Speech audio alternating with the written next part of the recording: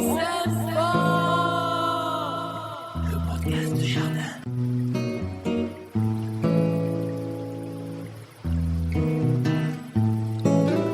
Bonjour à toutes, bonjour à tous, on est ravis de vous retrouver dans ce nouveau podcast du vendredi 25 juin. Ça sent déjà la fin du mois de novembre, du mois de juin. Bonjour Eric. Ça va? Ouais, je sors de ma flaque d'eau. Tu sors de ta flaque d'eau et tu es désespéré. Oui, parce que quand on fait moi je testais sur 2-3 ans la technique d'un jardin-forêt sur petite surface, parce que bon, le jardin-forêt ça se fait souvent sur quelques dizaines d'arbres voire hectares. Moi je le faisais sur 3-4 arbres pour voir ce que ça donne. Quand il pleut comme ça, c'est pas forcément la bonne initiative. Mais ça va, voilà, faut le voir sur un bilan global sur plusieurs années. Quand tu dis Eric, jardin-forêt, tu penses un peu à l'agroforesterie, c'était ça l'idée ou c'est quelque chose de plus... C'est un peu mélange. L'agroforesterie, c'est plutôt dédié, je dirais, aux professionnels.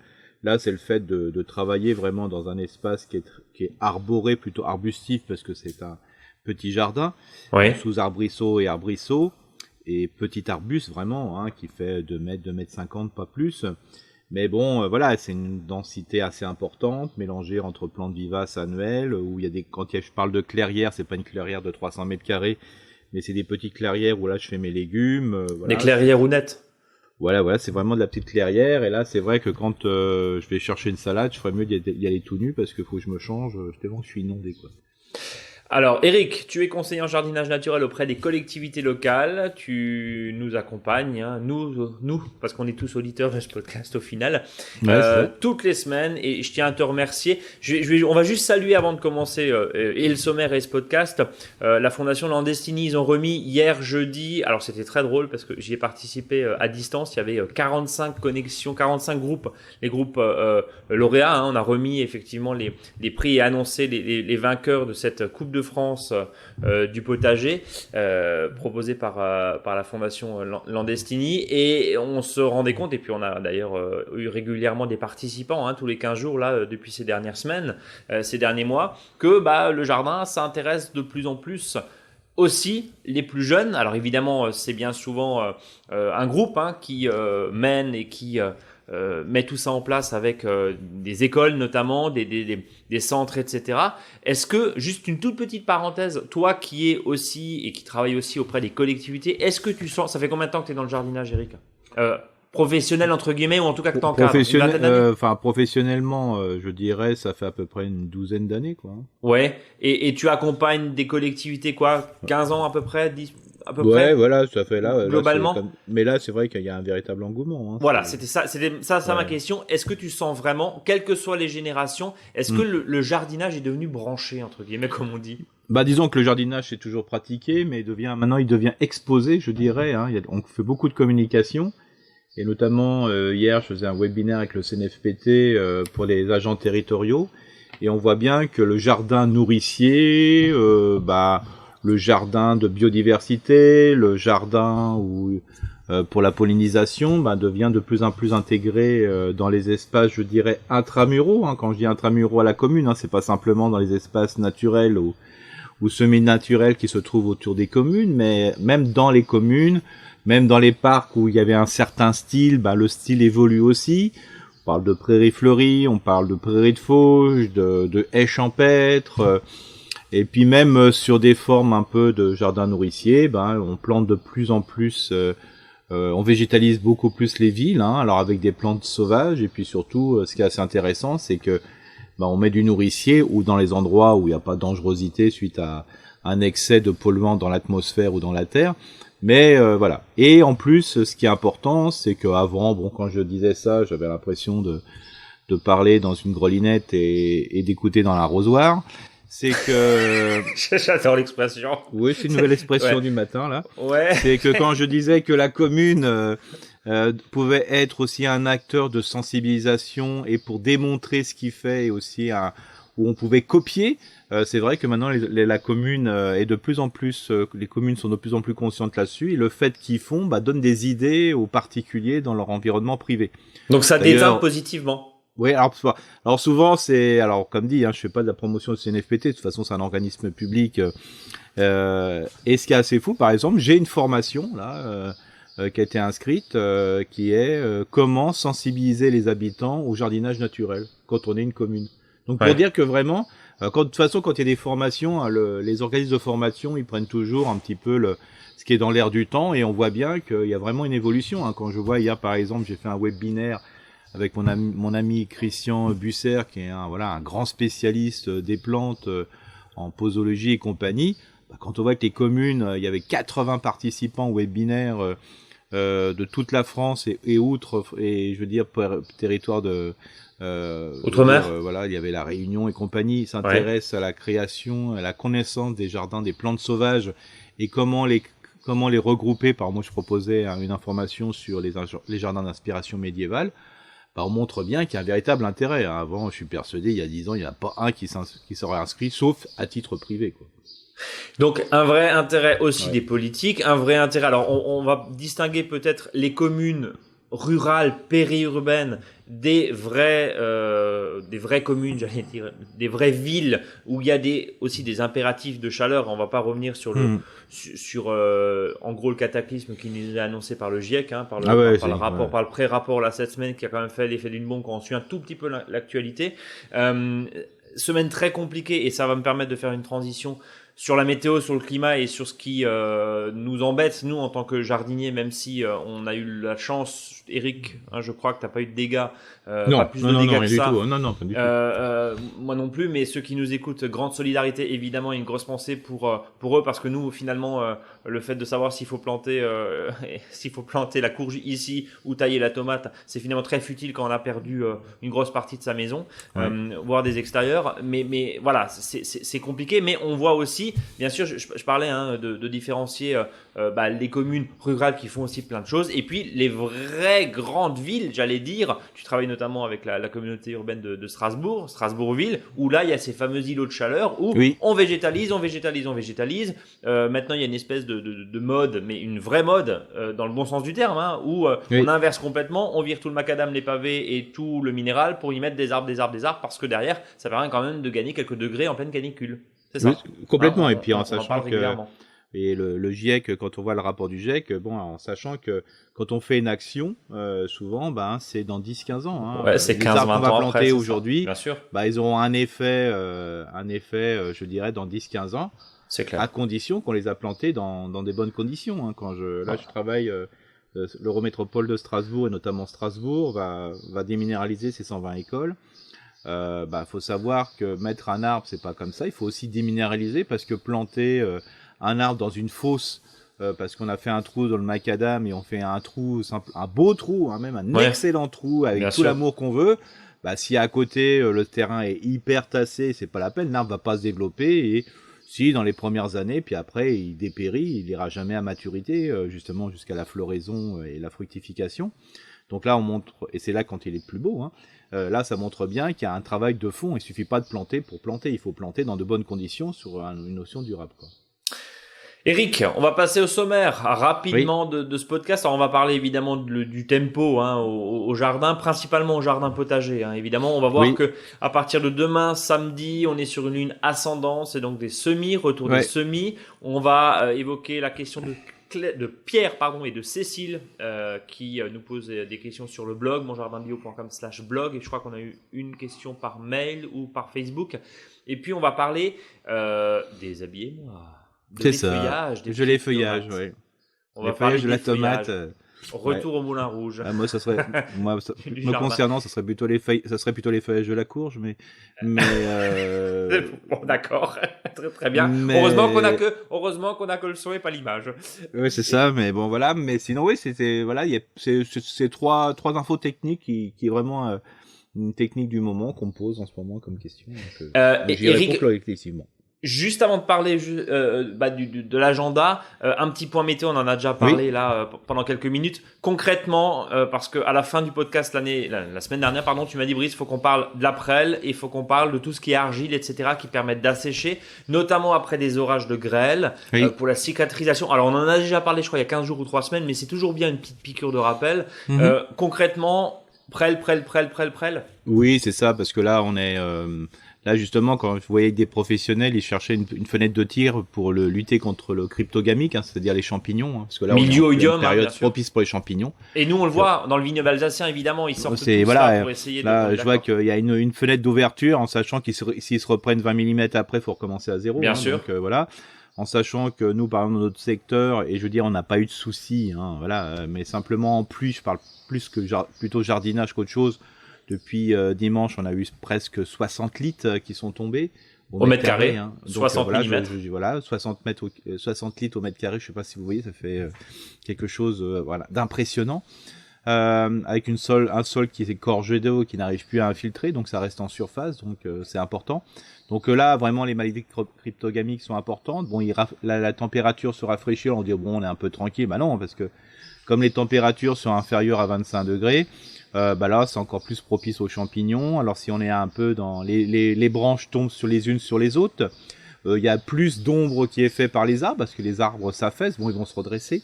Mais voilà, donc il y a un environnement, il y a une humidité de l'air qui est très importante. D'ailleurs, on le voit bien, hein, quand nous on fait un peu entre deux orages ou deux pluies, dès qu'on fait un peu d'exercice, on est inondé parce que le taux d'humidité est important. C'est tropical, Eric, hein? Eh oui, bien sûr. C'est quasiment tropical. Et là, c'est assez intéressant parce que en quelques mois, là, on a eu le trop de ce qu'on appelle le changement climatique, hein, c'est-à-dire, on a eu le trop à des moments qui sont pas habituels. Bien sûr. On a eu trop froid à un moment, voilà. Après, on a eu un gros coup de chaleur avec de la canicule, voilà, qui est en mois de juin en principe. Voilà, c'est pas tout à fait cette période. Et puis là, on a un temps du mois de novembre, enfin octobre-novembre. Donc c'est le trop en plus à un moment qui ne correspond pas à la bonne période. Donc c'est pour ça que là on est en pleine cryptogamique, donc bien utiliser la prêle, hein, voilà, des pulvérisations de prêle, en sachant qu'une fois qu'il y a une belle averse, alors quand on a une averse en ce moment comme 10, on se prend 10-12 mm, donc faut recommencer. N'allez pas à fond sur le cuivre, hein, ça sert absolument à rien, c'est lessivé, et puis à chaque fois que vous en faites un, bah vous intoxiquez le sol, hein. Alors bien sûr, après les professionnels ils font ce qu'ils veulent, hein, avec le soufre et le cuivre, hein. Nous on n'est pas là à juger sur ce qu'ils font, mais là pour vous n'y allez pas à fond, hein. Donc la bouillie bordelaise on la laisse, enfin on en achète plus, ou en tout cas on s'en sert plus. Voilà, je vois des voisins, les pieds de tomates étaient bleu foncé, maintenant ils sont bleu clair parce qu'il a plu. Donc faut savoir que le cuivre il est tombé dans le sol, hein. Donc après la biodiversité du sol, alors ils sont obligés de mettre des engrais de synthèse pour pousser un petit coup, parce que sinon comme les vers de terre et tout ça sont pas là à cause de l'excès de cuivre, voilà. Donc ça, on rentre dans un cercle qui n'est pas du tout vertueux. Donc allez-y mollo. Par contre, plancer à la plante, les consoudes sont excellemment belles en ce moment, hein, parce qu'ils poussent tellement. Paillage de consoude, hein, le mot consoude veut bien dire, hein, c'est pour consolider un peu l'ensemble. C'est une plante qui est plutôt dans la vitalité, hein, c'est pas l'exagération de feuillage, hein. Pensez aux orties aussi, qu'on mettra plutôt en surface aussi, ou après vous pouvez... Donc un paillage de ces plantes-là. De ces plantes-là, comme elles sont en excès, je vous invite à profiter. De toute façon, en ce moment, alors faut dire qu'il y a toujours la petite lumière, hein, c'est-à-dire que les plantes sont en quantité de feuilles importantes et de pousses. Donc il va y avoir de la taille qui va être importante, donc il va y avoir de l'exportation, je dirais, de déchets organiques qui sont assez mous parce qu'ils sont pas encore lignifiés. Je vous invite là, la semaine prochaine, il semblerait qu'il fasse un peu plus beau. Quand vous avez taillé, pré-broyé à la tondeuse, remettez ça sur votre sol, hein. Ça maintient déjà l'humidité qu'il y a plu, hein, donc il y a eu, donc autant de la maintenir. Et surtout, ce qui est important, ça va calmer un peu le sol, ça va redonner de l'activité, vous allez donner à manger à la biodiversité du sol. Donc c'est une bonne chose, hein. D'ailleurs, encore aussi une note positive, quand vous voyez les pousses qui vont être gorgées de fruits en 2022, c'est intéressant quand on voit les groseilliers, les cassissiers, les framboisiers, les ronces aussi, les ronces sans épines. Quand on voit déjà les belles pousses qu'il y a pour les prochaines, c'est génial. Eric, je reviens sur ma prêle parce qu'on va rappeler la dose, combien, un volume, pour combien de volume d'eau, parce que quand on dit 10%, c'est pas 10 litres d'eau et je mets 1 litre dedans, c'est 9 litres d'eau et 1 litre de purin ou de décoction. Rappelle-nous juste les doses, s'il te plaît. Alors pour la prêle, on ira plutôt sauf si vous utilisez déjà des préparations, hein, ce qui est possible, mais si vous le faites vous-même, en sachant que la prêle est très jolie en ce moment, c'est donc je fais macérer la prêle pendant 24 heures dans de l'eau, alors bien sûr de l'eau de pluie, Ça au moins on en a. Après, une fois que ces 24 heures sont passées, vous faites frémir ces taux pendant 20 minutes. Alors je rappelle les productions, la proportion, c'est 1 kg de prêle pour 10 litres d'eau ou 100 grammes de prêle pour 1 litre d'eau. Donc voilà, vous avez c'est pas mal. Et donc, une fois que vous avez fait ça, l'idéal, c'est de le diluer à 20%. C'est-à-dire, vous mettez 4 verres d'eau plus un verre de décoction de prêle. Voilà, et donc on est d'accord, on va le rappeler, pardon, mais c'est très important parce qu'on lit tout et n'importe quoi, notamment sur Internet. Quand on dit 10%, quand on dit 20%, c'est pas 10 litres d'eau et 2 litres de purin ou de décoction. Oui. C'est 8 et 2. Hein. Oui, Voilà, c'est ça. le volume, il est dosé à 20%. C'est une dilution. Voilà.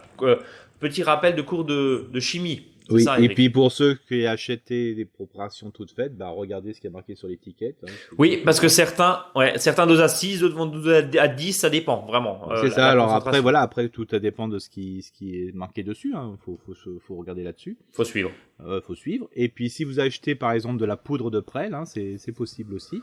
Là aussi, il y a souvent une indication, mais comme c'est une plante qui est séchée, en principe, on est plutôt à non pas 100 grammes, mais 30 grammes de prêle sèche par litre d'eau. J'ai une dernière question sur toutes les plantes amies, si je puis dire. J'ai de la consoude, elle est absolument magnifique. Je l'ai laissée fleurir parce qu'en même temps, c'est compliqué de déclencher un purin quand il fait 15 degrés, et c'était le cas de ces derniers jours. Concrètement, la consoude est pleine d'oïdium, Eric. Est-ce que c'est grave ?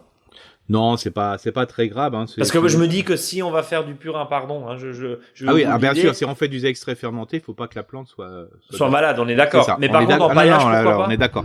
Mais sinon, si votre plante il y a de l'oïdium dessus, c'est-à-dire du blanc, vous pouvez le mettre dans un autre espace qui est pas forcément sensible à l'oïdium et ça va vite se décomposer. Hein, y a pas de... Ok. Mais par contre, en tout cas, si la plante est malade, on s'en sert pas, on est d'accord. Ah non, le principe de base, c'est ça. Alors, les plantes, même des fois en fleurs, il faut mieux qu'elles soient en feuilles, hein, on est bien d'accord, parce que la plante va dans une autre dynamique. Hein. Ouais. C'est pour ça que les orties, en ce moment, si elles sont montées en graines, c'est bon, ça peut marcher, il n'y a pas de souci. Mais faut mieux des fois les couper à ras et puis reprendre la jeune pousse, hein, qui est plus vitalisante, je dirais, que quand elle est en fleur, parce qu'elle a pris une autre dynamique. On passe à l'agenda, Eric. Oui. Alors, tu disais, si on suit le calendrier lunaire, c'est des semis. Alors bon, tu vas m'expliquer comment on fait pour semer dans une gadoue, voire dans de l'eau. Tiens, dernier point à tous ceux, et encore une fois, grande solidarité à ceux qui ont perdu une grosse partie et de leur jardin, et bien sûr, dans certains cas, même pire, hein, on a vu des effondrements et on a vu des situations assez catastrophiques. Juste rapidement, même si je pense qu'un jardin potager... quand on a perdu la moitié de son électroménager dans le garage ou dans son plein-pied, c'est compliqué. Mais concrètement, juste quelques pistes. J'ai un jardin qui a été un peu inondé. J'ai la salade qui a fait glouglou pendant 3-4 jours. J'ai la tomate qui avait les pieds dans l'eau pendant 3-4 jours parce que la configuration de mon terrain fait que je suis dans une cuvette, etc. Est-ce que c'est rattrapable si le soleil revient, Eric ? Alors ça peut être rattrapable, je dirais de toute façon, si ni toi ni moi qui allons le dire, c'est... En 5 jours, on sait que c'est rattrapable. C'est-à-dire qu'une fois que l'eau a baissé, la plante, on n'est pas en plein hiver quand même. Il fait quand même un peu, les températures sont à peu près correctes, je dirais. Ouais. Donc on sait en 5 jours si la plante va démarrer ou pas. Ok, bon. Ça c'est voilà. Alors après, on risque peut-être sur certaines plantes d'avoir ce qu'on appelle un effet de stress, c'est-à-dire qu'elles vont peut-être monter en graines et compagnie, par exemple sur les salades. Mais voilà, après, parce qu'il faut savoir qu'un sol qui est gorgé d'eau, le gros souci, c'est l'asphyxie radiculaire, hein, c'est-à-dire que la plante ne peut plus respirer. Mais si le sol permet justement que l'eau s'évacue bien, où il y a une porosité qui est importante, d'où l'intérêt de mettre beaucoup de matière organique, là, on va le voir au bout de 5 jours. Donc au bout de 5 jours, si ça va pas bien, il n'y a pas de souci. Hein. Alors j'en parlais avec différentes personnes. Il y a des pieds de tomates qui poussent tout seuls en ce moment suite aux semis, dans certaines situations où, bien sûr, sauf si on a été inondé, hein, voilà, même si les pieds de tomates font 15-20 cm, repiquez-les, voilà, vous en aurez en fin de saison. On peut semer des courges, donc je dirais, on peut semer des haricots. Là, on est dans la deuxième période de l'année, hein, donc même si vous avez eu un terrain qui a été inondé temporairement, on peut tout repiquer, voire semer, hein, d'où l'intérêt de voir un peu le tempo du jardin, parce que quand on voit ce qu'on peut encore semer, tout n'est pas foutu, quoi. Il y a peut-être juste une petite réflexion sur des grosses inondations. La salade, en termes sanitaires, c'est peut-être pas forcément. Ah non, non, bah de toute façon, Ah. tout ce qui est légumes feuilles, si Ouais, vous avez... voilà. Alors si c'est de l'eau, c'est l'eau de la nappe phréatique qui est remontée ou c'était simplement... Voilà, mais si vous avez... je veux Si dire, les il y a égouts étaient égouts, mélangés à ouais, tout voilà, ça, on va éviter quoi. Hein. Voilà. Ça, c'est- On est d'accord. Allez, l'agenda. Merci en tout cas pour ces conseils. L'agenda, on sème en pleine terre. Alors quand on peut évidemment sur sol ressuyé, quand ça colle Bien plus sûr. aux bottes, c'est logique. Je te dis, je te laisse nous indiquer ce qu'on peut faire. Donc là, alors faut savoir que j'avais indiqué aussi, parce que si le sol est complètement détrempé, il faut attendre 5-6 jours hein, pour que ça soit sans qu'il y ait de pluie après. Hein, donc en ce moment, cette semaine, C'est un peu compliqué, ouais. Donc, mais par contre, tout ce que je vais dire là, il y a une partie, je vais annoncer qu'on peut le faire en plaque de semis, qu'on peut repiquer. Hein, donc c'est ça qui est intéressant. Donc les betteraves rouges ou les blettes, là, ce que je conseille, c'est de les semer en pleine terre. Bah, si vous voulez vraiment semer, bah, faites-le sur plaque de semis, hein, c'est le plus simple et vous repiquerez après. Oui. La carotte, là, faut attendre. Hein. Alors, je sais que cette année, faut tester le semis plus tardif de carottes, hein, parce que de toute façon, même les premières, il y en a qui ont subi vraiment des gros soucis. Le fenouil, on peut le faire sur plaque de semis. Les haricots nains, récoram, alors pour ceux qui ont des petits jardins, vous pouvez les commencer en godet. Comme ça, après, vous n'avez plus qu'à les repiquer. Hein. Ça, c'est possible aussi. Mais bon, voilà, s'il faut attendre que quelques jours, autant de les semer en pleine terre, hein, c'est important. La mâche à grosses graines, on peut commencer, alors je dis bien à grosses graines et pas à petites graines. Là, on peut le faire. Et là aussi, en plaque de semis, hein, c'est pour avoir des goûts de mâche au début. Mais enfin, personnellement, je préfère avoir la mâche, mais ça, c'est qu'un avis personnel. La mâche plutôt en fin de saison, ça sent l'hiver. Donc voilà, on commence tranquillement. Le navet pour l'hiver, bah là, faut attendre parce qu'il faut le semer en pleine terre. Hein, le persil, alors ça, c'est intéressant de semer du persil un peu plus tardivement, comme en ce moment. Pourquoi ? Parce que c'est le persil que vous aurez au printemps. Donc ça, c'est un persil qui est très intéressant à semer. Et là aussi, on peut le mettre en godet. Alors là, vous pouvez carrément le faire en petit godet de 8-9, et puis après, vous repiquerez des pousses. Hein. C'est souvent comme ça que vous l'achetez d'ailleurs quand vous allez chez les grandes surfaces de jardinerie. Ensuite, tous les radis du jour, là, comme il fait un peu plus frais, bah, ceux-là, ils ont le temps de venir, il n'y a pas de souci. Puis vous pouvez commencer sur les radis d'hiver, mais tranquillement. Bien sûr, la roquette. Et puis là, c'est le dernier semis, hein, j'appelle ça plutôt le deuxième semis. C'est celui de tous les types de courgettes, hein, aussi bien le pâtisson que les courgettes non coureuses, qu'elles soient blancs, jaunes, vertes, tout ce que vous voulez. On peut faire un semis pour les semis tardifs. Hein, T'as déjà des courgettes, Eric, toi ? Voilà, 3-4 cm pour l'instant. Mais le fruit ou le plant ? Non, le fruit. Oui. D'accord, ok. Bon, t'as de la chance. Voilà, Moi, bon, j'ai même pas il des y en a fleurs. il y en a d'autres dans d'autres secteurs, ils en ont, voilà. J'ai même pas des fleurs, moi. Ça dépend, mais ça va vite démarrer. Hein. Et puis n'oubliez pas que dans les plantes de courge, il y a les fleurs mâles. Alors je rappelle, les fleurs mâles, c'est une tige, donc le pédoncule de la fleur et la fleur tout de suite. Ça, c'est la fleur mâle. Et celle qui est femelle, c'est la tige, une partie renflée et la fleur dessus. Donc c'est normal qu'au début vous ayez des fleurs mâles. Hein. Voilà, l'année dernière, il y avait que des fleurs mâles parce qu'il faisait tellement chaud. Donc là, les fleurs femelles arrivent, mais manque peut-être que comme la fécondation a du mal à se faire, vous risquez d'avoir des fleurs femelles qui, parce que faute d'insectes pollinisateurs, bah, vous avez tout simplement la courgette, je dirais, qui fait 2-3 cm, qui va avorter. Parce que ça a été mal fécondé. Ça a été mal fécondé. Donc voilà, parce que là aussi, en ce moment, hein, une petite pensée à nos amis apiculteurs, hein, c'est un peu chaud au niveau apiculture, parce que bah, les abeilles, quand il pleut, ils veulent pas. Quoi, hein. Elles sortent pas. Elles sortent pas, donc c'est un petit peu compliqué. Et puis après, quand ils veulent butiner, les fleurs sont mouillées ou voilà, elles sont coulées, donc c'est un peu souci. Ça colle aux pattes. Enfin, c'est bref, ça, pas voilà, agréable. voilà. Alors aussi, on va semer, mais ça c'est vraiment pour un repiquage, et je le conseille, c'est tous les types de choux. Alors surtout ceux à fleurs, comme le romanesco, le chou-fleur et le brocoli. Et puis les laitues et chicorées. Et là, simplement une expérience que j'avais fait au printemps, mais qu'on peut faire en ce moment. C'était la technique que faisait mon papa, c'était...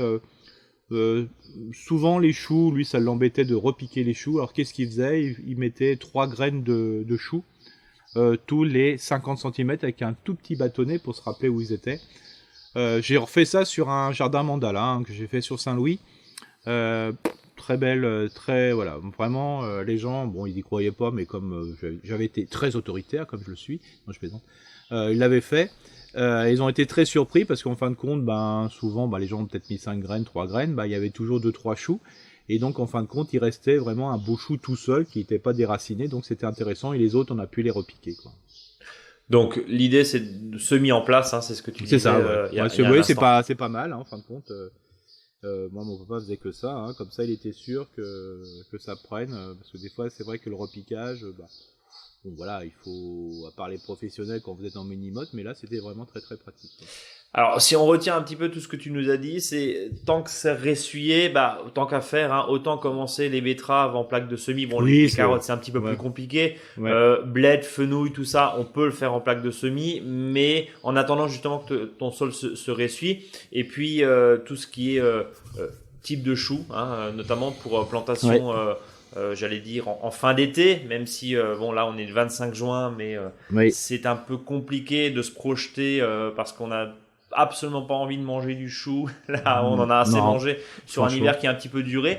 On est plus tomates ou courgettes. Bon, Bien les sûr. tomates sont très belles, hein, mis à part le risque de maladie, attention quand même. Oui. Mais bon, voilà, on est rendu. Donc, en gros, attendons que ça ressuie. Ouais. Normalement, la semaine prochaine, les pluies vont fortement se calmer. Donc, on espère que ça va s'améliorer pour tout le monde parce que ça fait pas du bien non plus. Non. Eric, est-ce Oui. qu'on s'occupe de Pierre et de Cécile qui nous ont envoyé leurs questions? Encore une fois, écoute, c'était sur le blog et puis sur contact@monjardinbio.com. Je m'occupe de Cécile. Occupons-nous. Alors tiens, on va commencer justement par Cécile. Alors j'écoute votre podcast régulièrement, il m'accompagne et m'aide bien dans la gestion de mon potager. Ma question concerne le bouturage des gourmands de tomates. J'ai lu qu'il est possible de les récupérer et d'en faire des boutures. J'ai commencé à tester, mais je voudrais avoir des conseils pour les réussir. Quelles sont les conditions pour qu'ils prennent racine? Alors, est-ce que tu peux nous expliquer déjà, enfin, on n'a pas malheureusement Cécile en face de nous, mais je comprends pas forcément l'intérêt de bouturer le gourmand de tomates. Qu'est-ce que t'en penses, toi? Là, il faut savoir que, alors, oui et non. Alors, comme dit, si vous avez des tomates qui ont poussé, notamment les gourmands qui sont à la base, souvent s'ils sont un peu enterrés, vous avez remarqué qu'ils ont émis des racines, hein, parce qu'il faut savoir que le pied de tomate, il suffit que vous mettiez de la terre sur de la tige, quel que soit l'endroit de la tige du pied de tomate, il s'enracine. C'est ça. D'ailleurs, l'intérêt, c'était souvent, j'ai fait un test là, il y a 2 ans sur des tomates que j'ai laissé courir sur le jardin. Tout le pied de tomate s'est enraciné, hein, donc après c'était un mur de pied de tomate. Donc c'était pas facile à gérer. Après, voilà, ça c'est possible de le faire plutôt dans des pays ou dans des régions de France où il n'y a pas une forte humidité, surtout en arrière-saison. Donc là, l'Alsace c'était un petit peu compliqué. Mais ça marcherait très bien, hein, tout simplement. Alors même on peut imaginer de faire la chose suivante, si vous avez plein de gourmands qui posent à la base, vous pouvez ce qu'on appelle faire du butage, hein, voilà, du pied de tomate, et comme ça va les pieds vont prendre racine, et après il suffira de dégager la terre et vous les remettez.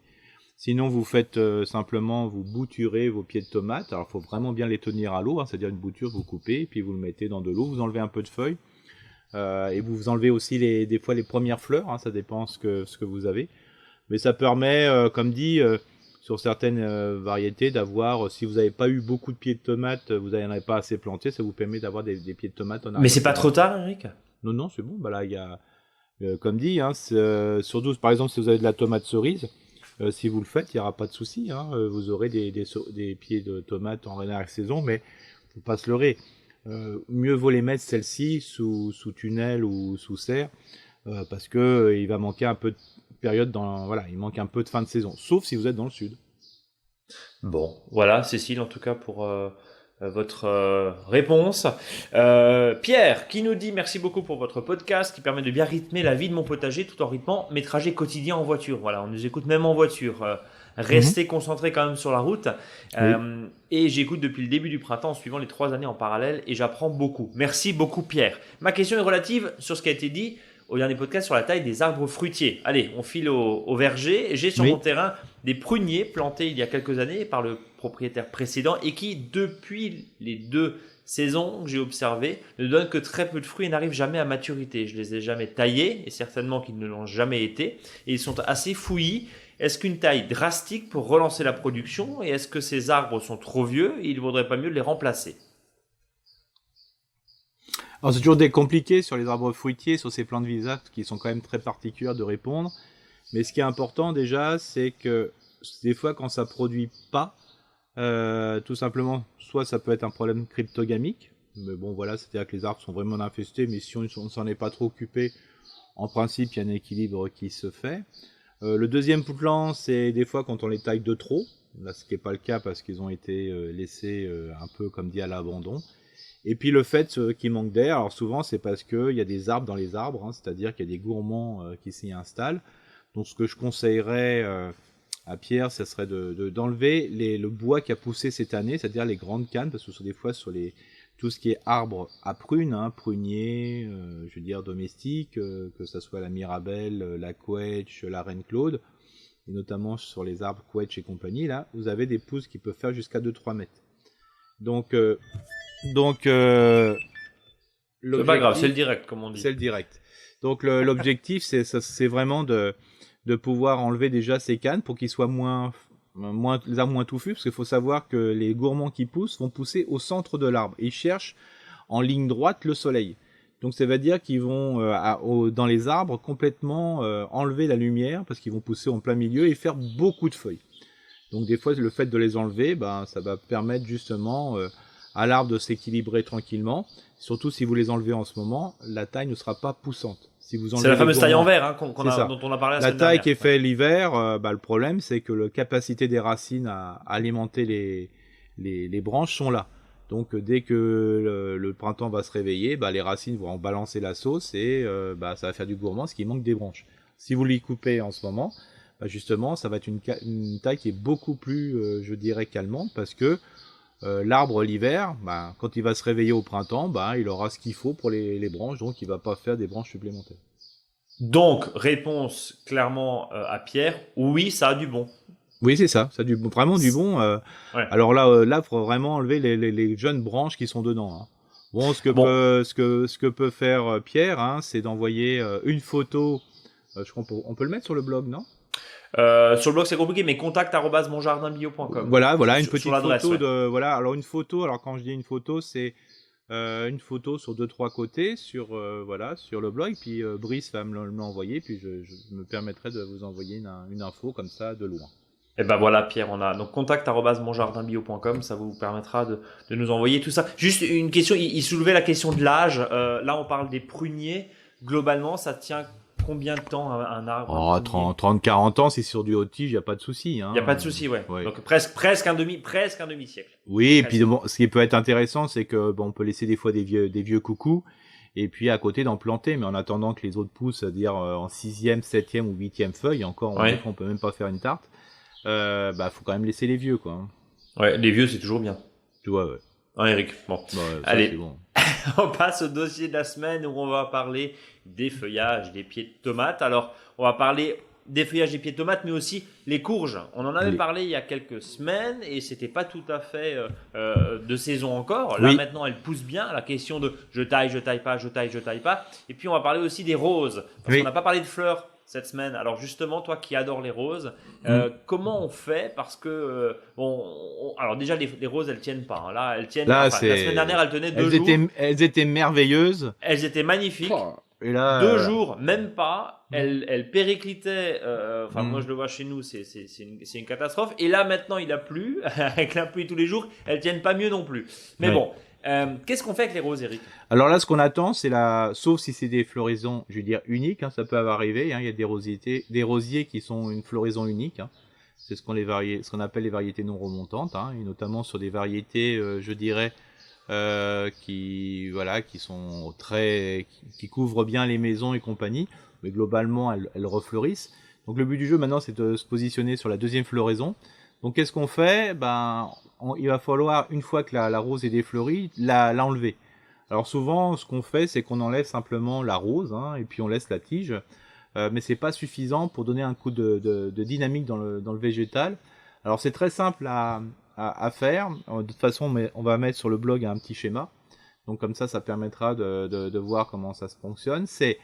Les rosiers, globalement, sont composés de feuilles, et cette feuille est composée de folioles. Alors les folioles, ce sont les petites feuilles, hein. Et donc, en réalité, soit les rosiers sont à 7 folioles ou à 5 folioles. Alors, ils sont souvent à 5 folioles. L'objectif, c'est, vous prenez votre rose qui est fanée, vous la regardez, et de la rose fanée vers le bas, je dirais, de votre rosier, vous regardez les feuilles et le nombre de folioles. Alors, si c'est un rosier à 5 folioles, et ça on le voit sur les vieilles feuilles, tant que vous tombez pas sur une vraie feuille à 5 folioles, vous laissez descendre votre sécateur. Parce qu'il faut savoir que plus les feuilles sont près des roses, plus les feuilles sont indifférenciées. C'est-à-dire, ça peut être des feuilles à 2 folioles, à 3 folioles, à 4 folioles, à 3, voilà. Et donc, voilà. Tant que vous tombez pas sur une vraie feuille, vous laissez descendre votre sécateur. Donc, en réalité, une fois que vous avez trouvé cette feuille à 5 folioles, vous taillerez juste sur le bourgeon de la feuille ou sur la deuxième. Et comme ça, vous aurez un démarrage de nouveau de floraison. Ça veut dire que d'enlever juste le bouton floral défraîchi n'est pas suffisant. N'est pas suffisant. Alors, ça marche. Y a pas ça de permet souci, d'aller vite aussi.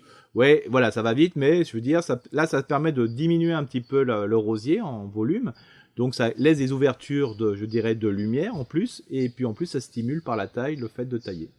Ok, donc on descend. C'est un petit peu comme l'hortensia, Eric, hein, où on descend, on passe, on oui, va voilà, d'en haut vers le souvent, bas. Souvent, quand on taille souvent des fleurs, on est plutôt du bas vers le haut. Là, c'est plutôt du haut vers le bas. Du haut vers le bas. Oui, mais l'hortensia aussi, il me semble. Hein. C'est ça. C'est une taille d'hiver. Hein, ouais. C'est une taille d'hiver. Oui, bien sûr, c'est pas du tout de saison, mais je veux dire, je fais un peu le parallèle sur ce que tu me disais il y a quelques semaines par rapport à ça. Alors, une fois qu'on a parlé des roses, on va parler de ta deuxième passion, c'est les courges.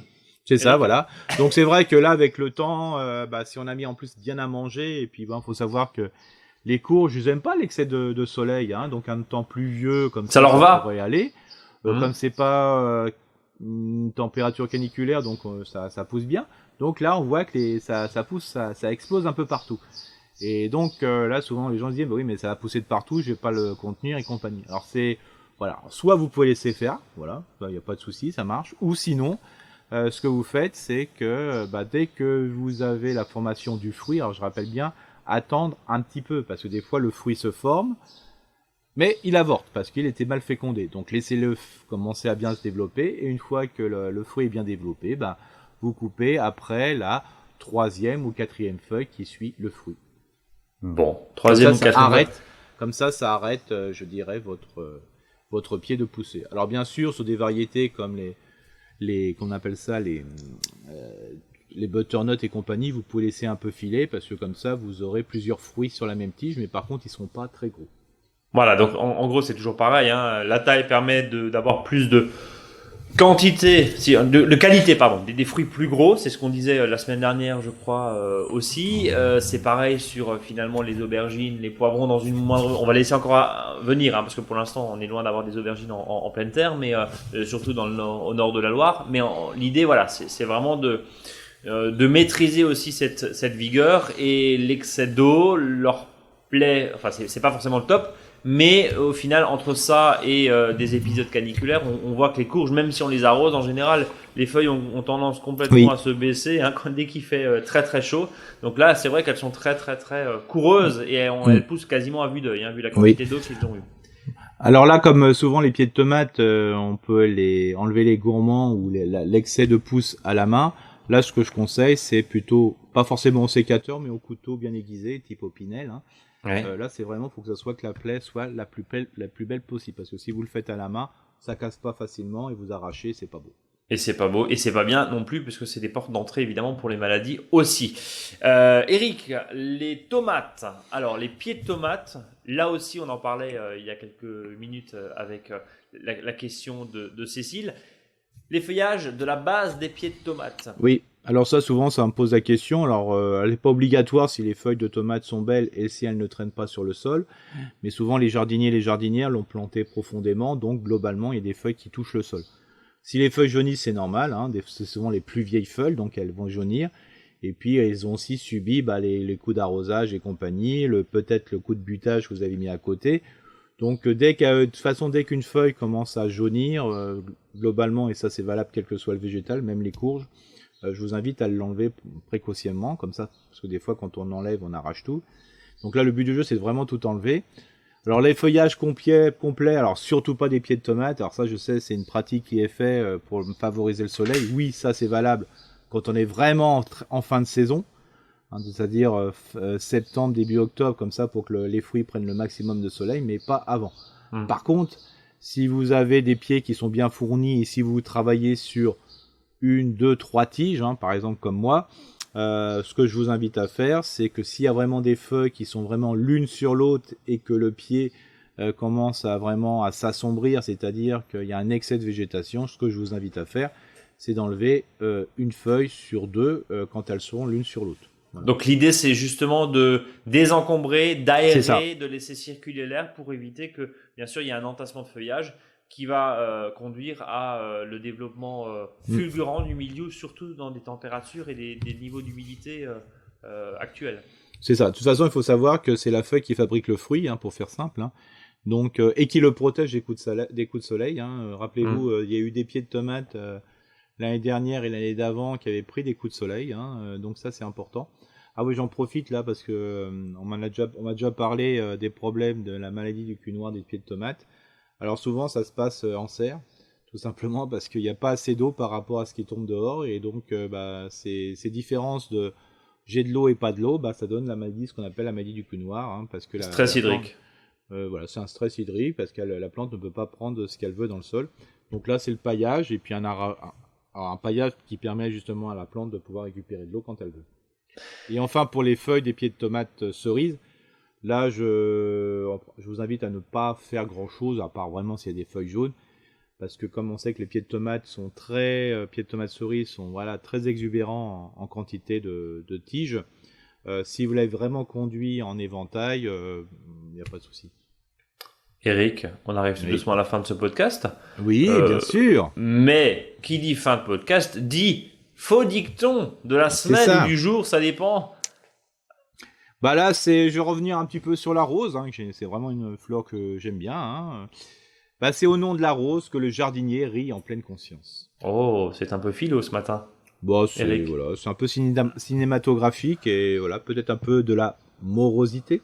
De la morosité, ouais. Mais bon, voilà. Bon, on va souhaiter à tous celles et ceux qui nous écoutent bon courage. Si vous êtes sous l'eau, hein, j'allais dire. Encore une fois, on pense fort à vous. Merci infiniment de nous avoir suivis. On se donne rendez-vous la semaine prochaine, vendredi prochain, évidemment. Même place, j'allais dire. N'hésitez pas à commenter ce podcast. On a eu un petit commentaire l'autre jour, sur Apple Podcast, ça fait très plaisir. Merci à vous.